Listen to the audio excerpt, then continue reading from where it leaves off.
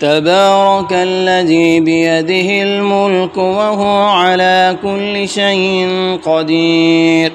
الذي خلق الموت والحياة ليبلوكم أيكم أحسن عملا وهو العزيز الغفور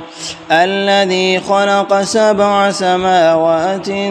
طباقا ما ترى في خلق الرحمن من تفاوت فارجع البصر هل ترى من فطور ثم ارجع البصر كرتين ينقلب إليك البصر خاسئا وهو حسير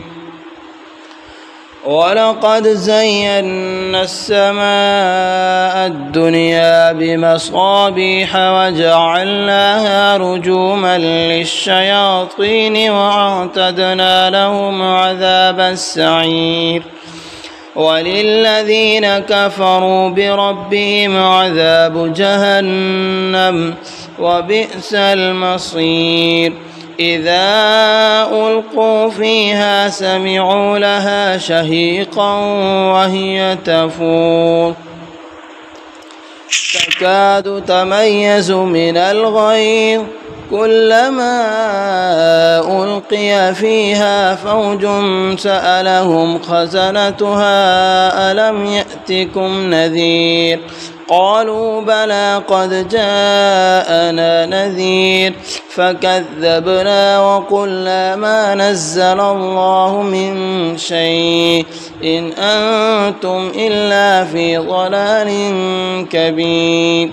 وقالوا لو كنا نسمع أو نعقل ما كنا في أصحاب السعير فاعترفوا بذنبهم فسحقا لأصحاب السعير إن الذين يخشون ربهم بالغيب لهم مغفرة وأجر كبير وأسروا قولكم أو اجهروا به إنه عليم بذات الصدور ألا يعلم من خلق وهو اللطيف الخبير هو الذي جعل لكم الأرض ذلولا فامشوا في مناكبها وكلوا من رزقه وإليه النشور أأمنتم من في السماء أن يخسف بكم الأرض فإذا هي تمور أم أمنتم من في السماء أن يرسل عليكم حاصبا فستعلمون كيف نذير ولقد كذب الذين من قبلهم فكيف كان نكير أولم يروا إلى الطير فوقهم صافات ويقبض ما يمسكهن إلا الرحمن إنه بكل شيء بصير أمن هذا الذي هو جند لكم ينصركم من دون الرحمن إن الكافرون إلا في غرور أمن هذا الذي يرزقكم إن أمسك رزقه بل لجوا في عتو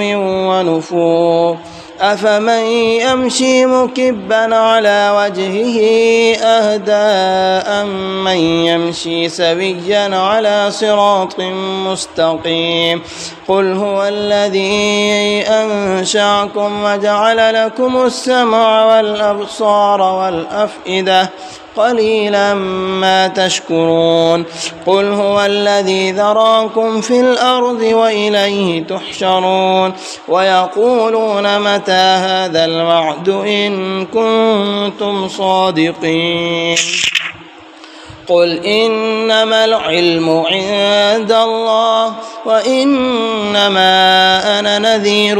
مبين فلما رأوه زلفة سيئت وجوه الذين كفروا وقيل هذا الذي كنتم به تدعون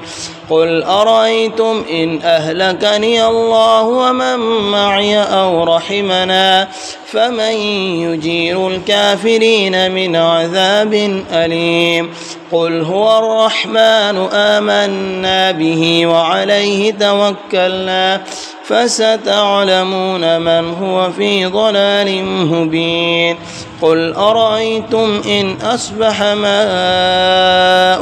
غورا فمن يأتيكم بماء معين